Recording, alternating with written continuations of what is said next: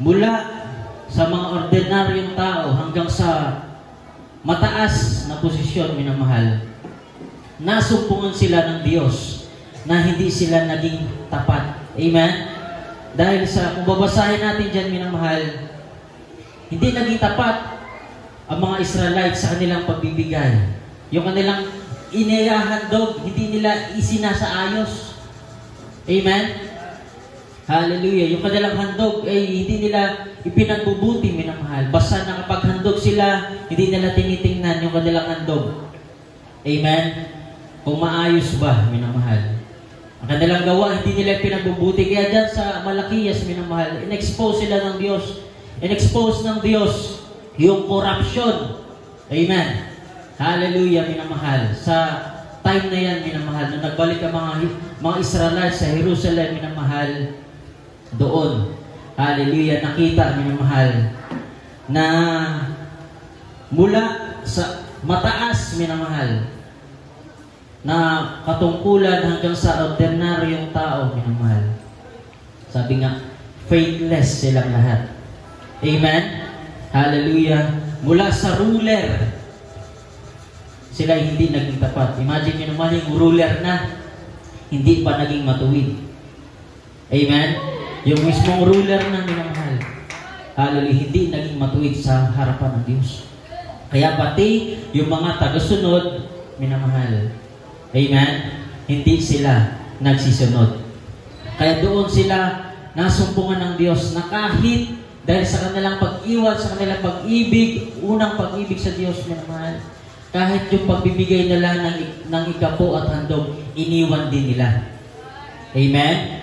Kaya nga, sabi ng Diyos, minamahal, magbalik kayo. Amen? Ang tao nagtatanong pa nga, may pag-aalinlangan pa. Amen? Dahil kung dyan, minamahal, babasahin natin buong talata, meron pa dyan yung part na yung mga Israelites, nag-aalinlangan pa sa pangako ng Diyos, pinalalahanan sila. Amen? Alalahanin ninyo, sino, minamahal? Si Jacob at si Esau. Amen? Diba, minamahal? Yung pangako. Hallelujah. Minamahal ng Diyos, yung kanyang covenant, hindi niya kinalimutan. Amen? Kaya minamahal, doon natin makita ng Diyos, kahit in-expose, minamahal, ng time na yan ng Diyos, from top to bottom, yung corruption, minamahal, ng mga tao noon, minamahal. Dahil kahit yung ruler na nga, hindi lang basta nila tinolerate nga, minamahal, nakipag-participate pa sila, minamahal, sa gawain hindi matuwid sa harapan ng Diyos, minamahal. Kaya nananawagan ng Diyos, magbalik kayo sa akin. Yan yung kahalagahan ng pagbibigay ng ikapo at handog. Ibalik ninyo ang para sa akin. Amen? At maghandog kayo. Kahit in-expose na ng Diyos yung corruption ng time na yan, minamahal, ang Diyos, minamahal, hindi niya hayaan na hanggang doon na lang. Nagpapayo pa rin ng Diyos. Anong payo ng Diyos, minamahal? Kung ating babasahin, amen, subukin ninyo ako. Amen? Subukan daw natin ang Diyos, minamahal. At ang kanyang pangako, makikita mo, minamahal. Kaya yung Diyos, hindi niya iiwan tayo na nakahang. Amen? Hallelujah. Binibigyan niya tayo ng daan, minamahal. Hallelujah, minamahal. Para ituwid yung ating mga kamalian, yung ating balagtot ng paglakad sa harapan ng Diyos, minamahal. Amen? Kahit yung hindi mo pagkakaloob na ikapatandog. Dahil nung time na yan, sa temple nga, kaya yan yung binabanggit na storehouse, doon iniimbak, minamahal. Amen? Sa storehouse, minamahal.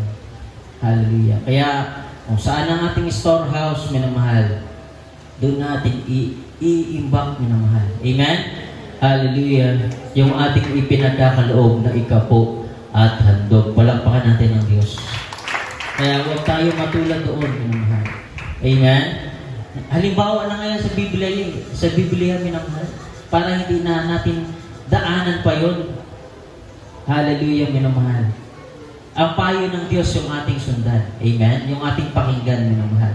Dahil kung ikaw makinig sa payo ng Diyos, minamahal, ang pagpapala ihulog sa iyo, walang sapat na silid na kalalagyan, minamahal. Kaya sa oras na ito, minamahal, ano po natin yung pagbibigay?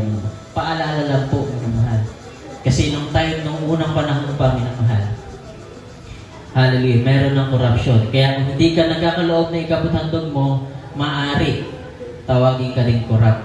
Amen? Hallelujah, minamahal. Kaya huwag natin i-corrupt, minamahal. Huwag natin nakawin ang para sa Diyos. At ang ipagkakaloob natin sa Diyos, ibigay natin sa Kanya. Amen? Kaya sa oras ito, minamahal, hallelujah, itaas na po natin ating may pagkakaloob na ikaputhandog. Narito po ating beloved elder, ating beloved, hallelujah, Brother Rolando Kasipit, sa pananalangin po sa ating pong pagkakaloob ng ating ikapo at handog. Praise the Lord, praise the Lord, praise the Lord. Palakpakan natin ang Diyos. Hallelujah. Hallelujah, praise the Lord.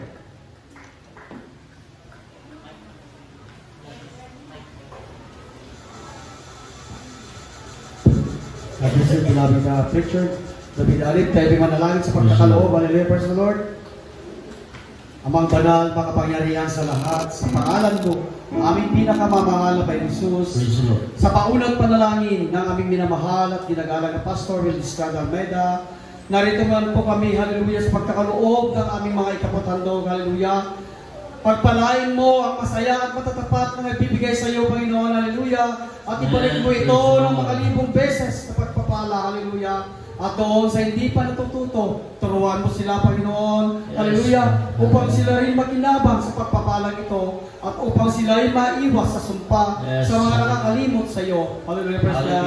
At doon naman sa gustong magbigay pero walang naibigay dahil sa kawalan, pagpalain mo sila, Panginoon, hallelujah, upang sila rin makinabang sa pagpapalang pangako ng walang hanggan. Hallelujah. Ito po ang aming samot panalangin sa pangalan ni Jesus. Amen. Praise the Lord. Praise the Lord.